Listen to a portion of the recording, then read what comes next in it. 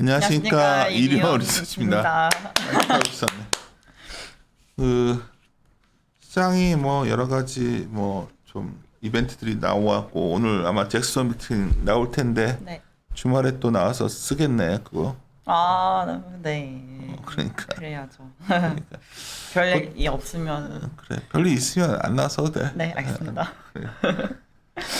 그게 아니라 이제 오늘 아침에도 이제 질문을 이제 모닝미팅 때 했지만 네. 아재들은 이제 올 10월이나 11월에 한 번 하고 금리 인상 한 번 네. 더. 내년 선거 3월에 있으니까 1월에 한 번 더 할 수 있다. 뭐 이런 얘기를 하는 이유는 심플하거든요. 이렇게 금리 올려도 부동산이 잘 안 잡히면 계속 올리지 않을까. 그러니까 진짜 그러면 처음에는 사람들이 금리 올려도 뭐 사람들이 어제도 뭐 경기 좋아서 올린 거 아니야? 막 이렇게 생각하는데 그것만 있는 건 아니잖아요. 하는 총재도 그 기자회견 때 말했지만 네. 금융 소위 불균형 네. 이것 때문에 영향이 굉장히 컸다고 얘기하는 거였으니까 네. 그런 아재들 생각은 어떻게 생각하세요? 일단은 경제가 좋아서 기준금리를 올렸다라는 그 질문? 약간 말씀하신 거에 대해서는 조금 그렇게 말하기 좀 어렵지 않을까라 생각하는 그렇죠. 부분이 있습니다. 물론 한국은행이 어제 기준금리 나는 그렇게 생각 안 하는데 뭐 그렇게 말하는 사람들이 네, 있길래 그런 분도 있으셔가지고 그래서 인상한 이유가 크게 세 가지였다라고 말을 했는데 여기 적어놨지만 먼저 뭐 경제가 향후에 좋아질 거다라는 전망도 물론 있고 일단 물가도 생각보다 높은 수준이다라는 점을 얘기를 했어요. 근데 세 번째 이유로 얘기가 나왔던 부분이 이제 금융 불균형이 누적되는 거에 대해서 조금 대응할 필요가 있었다라고 얘기를 했거든요. 물론 제가 지난번 이제 자료 이거 녹화할 때 말씀드렸지만 한국은행의 목표는 이제 물가 안정이 가장 메인이고 그다음에 금융 안정까지도 같이 목표로 하고 있잖아요. 근데 이제 이번에 기준금리를 올린 거는 물론 경기가 개선되고 있는 상황인 건 맞지만 완전 좋아서 올렸다기보다는 이제 금융 불균형 누적되고 있는 것을 이제 완화시킬 필요가 되게 시급하다라고 판단을 해서 한국은행이 기준금리를 올렸다라 보시는 게 조금 더 적절하다고 말씀드릴 수 있을 것 같아요.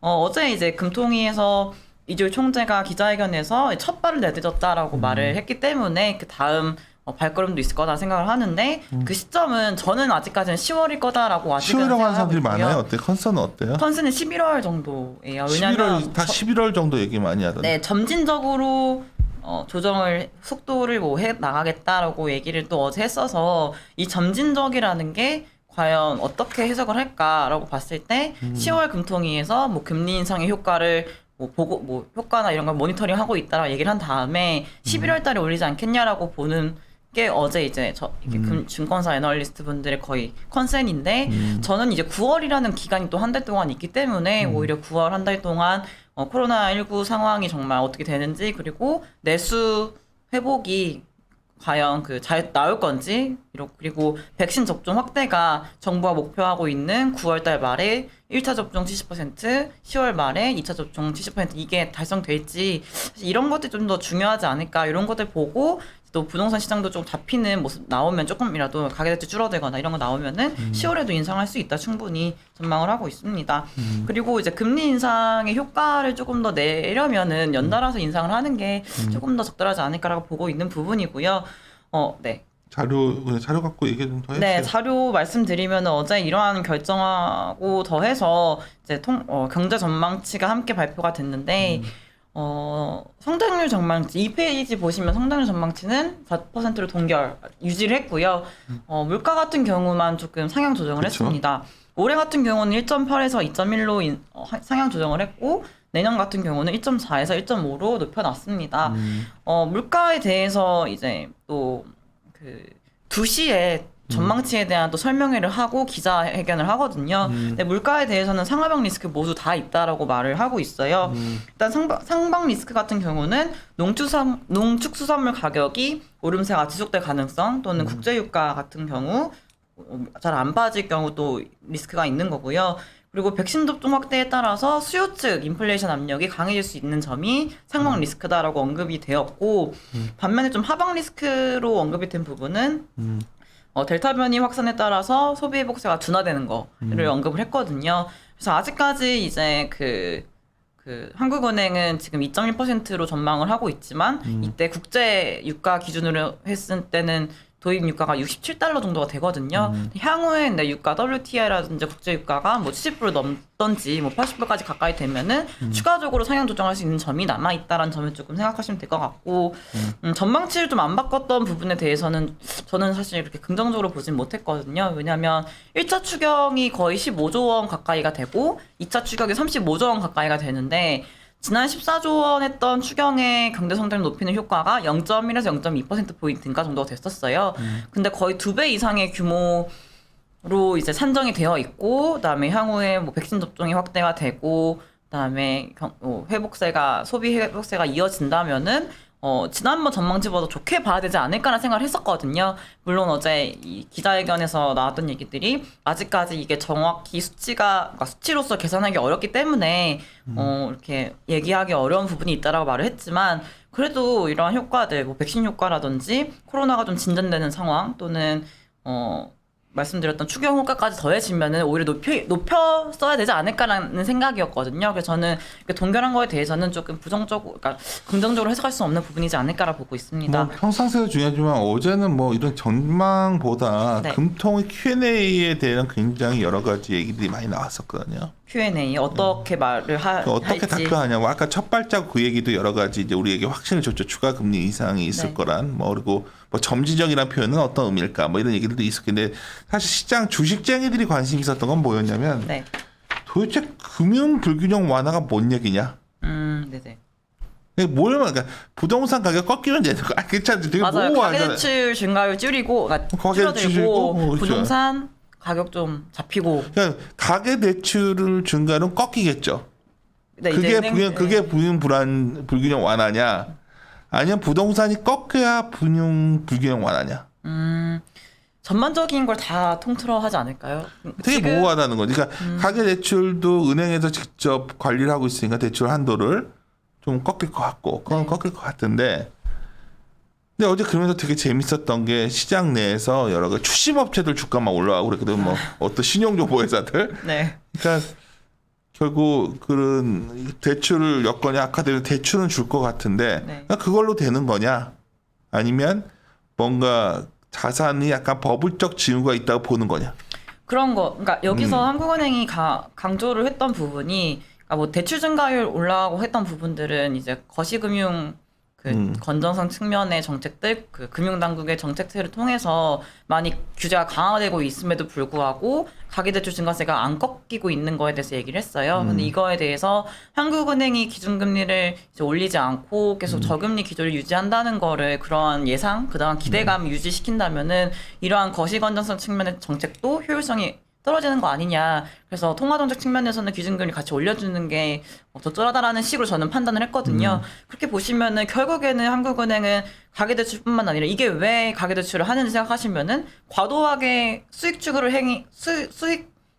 하는 행위를 좀 막기 위한 것도 있고요. 그다음에 말씀하셨듯이 이제 부동산 가격에 대해서 결론적으로는 좀 아니 뭐 내년에 올라가게 하고 싶어하는 것도 선거했으니까 있고요. 예. 이게 왜 그러냐면 그냥 대출 증가를 꺾이는 거면 뭐 그렇게 계속해서 시장에 시그널을 추가적으로 많이 안 줘도 좀 꺾이면 되는 건지 아니면 내년에 선거가 3월에 있기 때문에 네. 어떻게든지 부동산 가격을 좀 잡기 위한 정책이라면 나머지 자산 시장이 흔들려도 네. 계속 금리를 올릴 거라는 얘기. 그래 1월 금리 인상 얘기가 여기서 나오는 거거든 지금. 네. 이해했어요, 우영이 건. 근데 주식쟁이들은 채권쟁이랑 좀 달라. 네. 그래서 이게 연속성 있는 조치냐 아니냐를 보고 싶은 거야 지금. 근데 일각에서는 1월 얘기하신 분도 있어요. 채권 보시는 애널리스트 분도. 그러니까 얘기가 나오니까 나도 있으세요. 얘기를 하는 거지. 네. 네, 떨따름한 표정인데 아니 말도 아니요, 안 되는 그게 또. 아니라 그럼 그런 게 되게 궁금한 거예요. 그러니까 지금은 부동산이 너무 화두가 되고 있잖아요. 가격이 너무나 급등한 상태고 단기 기간에 특히 뭐 수도권을 비롯해서 모든 지역의 아파트나 뭐 이런 가격이 올라갔기 때문에 집값을 잡는 게 되게 필요한 상황인 건 저도 이제 이해가 되는데 그럼 그 전에 대통령 선거 때는 이러한 뭔가 금리 인상을 통해서 뭔가 그 민심을 얻고 표를 얻기 위한 때가 없었나라는 생각을 해봐야 될 것 같은데. 해볼게요, 알았어. 근데 아니 궁금 저도 이제 거기까지는 생각 못했던 이번 같은 부분인데. 경우는 굉장히 그러니까 정책을 부동산 잡을 정책을 많이 썼는데 네. 그게 안 먹혀서 지금 어쩌면 최후의 수상까지 나온 거 맞아요. 아니냐. 그러니까 최후란 표현은 좀 격한데 네. 그러다 보니 네. 나머지는 신경 안 쓰고 더 밀어붙이면 그냥 이걸 잡기 위해서 자산 잘 밀어붙이면 나머지 자산 영향이 더 있을 수가 있어요. 사실 우리는 사실 신중호 팀장이랑 다 우리가 이 하우스를 나름 이 의견을 유지해온 건 알고 있죠. 네. 나름 일찍 우리는 대외 어떤 신용 문제보다 대내적인 문제가 분명히 하반기에 불거진다를 네. 뭐 남들이 어떻게 하는지 우리는 하여튼 계속 견지해 왔는데 네. 오늘 어제 간에 놀랬던 거는 이제 금리 인상은 경기 회복의 시그널 아니냐는 식으로 의외로 막 또 요새 워낙 유튜브 같은 게 많으니까 막 그런 식으로 얘기하는데 그거는 좀 다른 상황이라는 거는 네. 너무나 상식적이고요. 지금 여러 네. 가지 한국은행 이재열 총재 기자회견만 봐도 너무나 그 얘기 아니었고 어제 금융불균형 금융불균형 얘기만 강조하고 있단 말이야 지금. 근데 이 금융불균형이 뭐냐는 거지 도대체. 그래서 이제 어제 이제 전화한 곳에서 나는 심플하게 1월까지 올린다 얘기를 해요. 우리 네. 하우스비는 그렇지 않은데 내 생각에 왜 부동산이 안 잡힐 것 같아서. 부동산이 가계부채 증가는 꺾이는데 네. 부동산이 안 잡히면 부동산이 좀 흔들릴 때까지 더 밀어붙이지 않을까. 그러면 연내 3번은 어떠세요? 10월, 심지어 11월. 그 얘기도 나와. 네. 알잖아 지금. 이거 내년 가면 선거철이니까 네. 그건 정말 최악의 시그널이지 그거는. 근데 그러진 않겠죠. 근데 3월이니까 1월 정도, 그러니까 10월, 1월 얘기를 10월, 1월이요? 얘기를 많이 하더라고. 네. 10월 해도 안 잡히면 네. 그 10월 말- 50bp는 어떠세요? 그 얘기도 해. 날 갖고 이제 노네 이게 온갖 시나리오가 나오는 거지. 아, 50pp, 25pp 하면 너무 루틴하니까 50pp 한번 때려주는 거가 네. 방법 아니야. 여하튼 이런 논의가 되고 있다는 걸 전하고 싶은 거죠. 그러니까 세상에서 너무나 심플하게 이게 무슨 뭐 가계부채 증가를 꺾이면 되고 뭔데 사실 이거 밑에 깔린 건 부동산이 아닐까 하는 생각을 나는 하는데 어떻게 생각해? 그러니까 저도 이제 다른 분들의 의견도 이제 저도 알아야 되니까 이렇게 검색도 해보고 그다음에 기자분들의 또 의견들도 보려고 이렇게 뉴스도 보잖아요. 그러면 댓글을 제가 오늘 아침에 오면서 본 게 좋아 그런 거. 네 그런 아까 제 댓글 막그 기사에 대한 댓글이 결국에는 부동산 잡으려고 이거 쓴 거 아니냐 금리 안 잡히니까 이렇게 보시는 국민들도 있고 그다음에 아니 그 코로나 때문에 힘들다고 저금리라고 하면서 대출을 많이 풀어 놔놓고서는 갑자기 금리 인상하면은 다른 자영업자들이나 이런 사람들 어떻게 살라냐 그걸 이렇게 몰랐겠냐는 보는 거지. 그 문제가 거죠. 있음에도 한 거라니까. 네, 그러니까 알고 있어. 한국은행도 알고 있고 이러한 이제 취약계층에 대한 지원은 재정 정책을 통해서 해야 된다라고 강조를 하고 있는 거예요. 이 한국은행은 지난번에 제가 말씀드렸지만, 그러니까 이러한 뭐랄까요 부작용, 이러한 조금 부담이 있음에도 불구하고 인상은 했다라는 거는 진짜 사실인 거고요.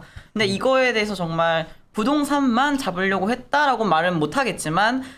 되게 많은 부분을 차지하고 있지는 않을까라는 생각은 저도 하고는 있습니다. 그 부분을 차지하니까 네. 내가 이해하는 왜냐면 그럼 부동산이 어느 정도 이 시그널이 안 나와주면 네.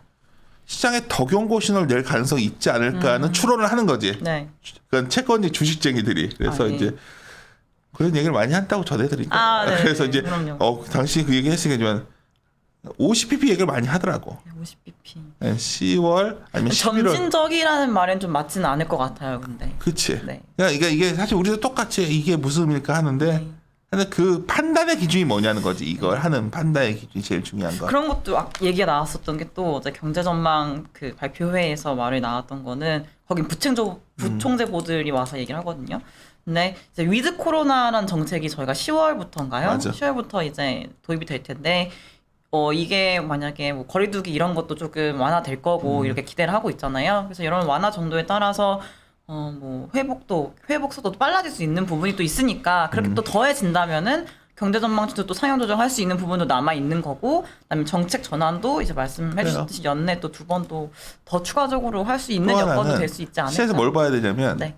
금리가 이렇게 올려도 원화가 약하면 네. 이것도 여러 가지 의미가 있을 거라는. 네, 맞아. 어제 기준금리 인상했는데 인상 소식 나왔을 때만 좀 빠졌다가 결국에는 이제 이 문제는 약세로 원화 끝났거든요. 약세를 좀 막기 위한 것도 안 먹힐 정도로 이 금리 인상이 별 효과도 뭐 그런 거 아닐까요? 뭔가 지금 금리 인상을 한 게 경제가 좋아서라고기보다는 다른 문제 때문에 인상을 했다는 맞아요. 것도 다 알고 있고 경제 펀더멘털 좋으면 오히려 원하는 강세가 당연하지. 맞잖아요. 근데 그게 아니었다라는 점을 고려하면은 그런 거보다는 좀 어제 사실 부정적으로. 아침만 하더라도 네. 사방에서 저한테 그 제가 모 회사 그 컨콜을 하고 있는데 네. 질문에 이제 답답한 거지. 주식을 좀 집행을 한 곳인데 네. 사란 얘기는 안 하고 내가 오늘 이 뉴스가 포지티브하지 않았을 때 그래도 금리 인상할 정도 체력이 되는 거 아닙니까? 그래서 전혀 아닌데요 했더니 이제 막 다시 핸드폰을 전화하고 그랬었는데 그죠. 금리 인상, 근데 이게 금리 레벨 자체가 그 코로나19 이전도 충분히 이제 인하를 해가지고 나타났던 낮은 수준의 금리였었잖아요. 근데 코로나 때문에 이제 전 세계적으로 빨리 대응을 해야 되니까 더 낮춰놓은 거고 비정상적이었던 수준이었던 거고요. 그래서 저는 적어도 1.25까지는 올라와야 맞아요. 그게 정말 적정한 여기 낮은 두 번 금리라고 올려야 볼수 그때 있는 수준 거고. 가는 거야. 네. 그리고 이제 그때 돼서 이제 경기가 좋아지면 올리고 나쁘면 더 이렇게 판단을 하셔야 될 것 같아요. 이거면 지금은 이제 정상화. 당신 상대하는 채권쟁이들한테는 이 얘기해주면 좋지. 네. 그래서 한 방에 코로나 이전 수준 간다는 거지. 50bp로. 그렇지. 이해했어. 그러니까 1.25가 코로나 이전이었잖아. 네. 한 방에 거기 갖다 놨을 때 어떤 반응 오냐를 볼 수 있는 거지. 그러니까 그러면 그게 그렇게 나오면 상당히 리스크 요인이 앞에 보이는 게 있는 거고. 네. 뭐 이래서 이렇게 된다가 아니에요. 지금 아침에 이걸 알고 있는 사람은 네. 내가 이 말을 왜 하냐면 내가 요즘 하도 가끔 방송에서 이제 다른 유튜브 연락 오면 내가 이제 그냥 끊어버리고 하는 게 뭐냐면 우리 테너는 하는 게 나을 것 같아. 가면은 그냥 뻔한 질문들 하고 네. 막 그러니까 어디 정말 초급 그 주식 뭐 줄이기 위한 책에나 나오는 내용들 있잖아. 금리 상승기에는 주가 이런 거 논의하는 시간에 아침에 사실 그 고민하고 있으면 답이 없는 거거든. 지금 아침에 다들 고민은 이거 하고 오늘 방금 얘기한 건 답은 모르지만 이걸 화두로 던지고서 지금 어제부터 얘기했던 사람들이 오늘 결론이 뭐냐. 아침에 시작하고 네. 더 줄이자였다고. 그러니까 그 일부에서 그냥 전자 사가지고 버티겠다. 뭐 이런 애들 기관들도 집행기관들 나오는 거고. 근데 나는 그것도 별 재미없을 거다. 뭐 이래 버리는데. 그래서 이건 우리가 답을 안다는 게 아니라 이 논의의 핵심이 뭐냐. 금융위기 이전 수준의 금리를 얼마나 빨리 갖다 놓을 거냐를 갖고 고민할 수도 있는데 어제 그 점진적 단어 때문에 똑같이 점진적의 의미는 뭐냐. 금융 불균형이 완화된다는 시그널은 가계부채 감소만 되면 나오냐. 이거 갖고 근데 정말 단순하게 뭐 지표가 떨어져서 그러니까 뭐 가계대출 증가를 그치. 줄인다고 해서 완화됐다는 표현 안 할 거예요. 왜냐면 당연하지. 이거는 지금 몇 년에 걸쳐서 쌓여 있는 자산- 문제고 그다음에 금융 불균형이기 때문에 이제 몇 달간에 나타나는 지표의 그치. 개선으로서 다 끝나는 게 아니에요. 왜냐하면 네. 이게 갑자기 나온 말이 아니거든. 네, 계속 맞아요. 우리 일요에서 녹음했었잖아요. 저번에 금융 네. 불균형에 대해서. 그래서 오늘 뭐 축구야 뭐 저기 이런 컨설팅에서 뭐 녹음한다는 게 있어가지고 네. 지금 우리 거 빨리 끝내야겠네. 네. 오늘도 뭐 녹음을 할 수도 없어요. 요새 바빠들 뭐가 네네. 많아가지고 더 얘기하고 싶지만 다음에 네. 얘기하고 네, 알겠습니다. 제스원까지 보고서 얘기합시다. 예, 마무리 짓도록 하겠습니다. 네. 네. 함께 고민하시죠.